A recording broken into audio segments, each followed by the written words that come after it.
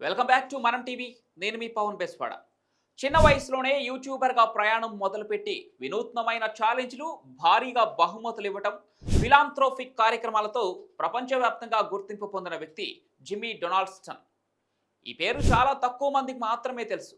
కానీ YouTube sensation mister beast అంటే తెలియని వారు ఎవరు ఉండరు. యూట్యూబ్లో పలు రకాల వీడియోలను చేస్తూ కోట్లలో అభిమానులను సంపాదించుకున్నాడు మిస్టర్ బీస్ట్. 397 బిలియన్ సబ్స్క్రైబర్స్ ఉన్న ఈ 27 ఏళ్ల యువకుడు తాజాగా మరో రికార్డును సొంతం చేసుకున్నాడు.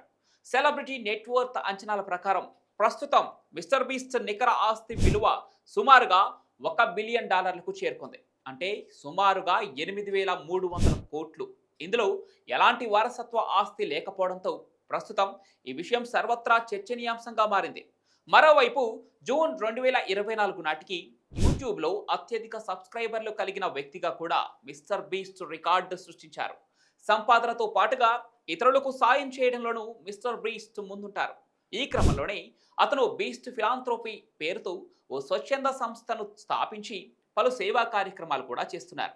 వేల మందికి కంటి చూపునివ్వటం, లక్షల మొక్కలు నాటించడం వంటి పలు కార్యక్రమాలు నిర్వహిస్తున్నారు.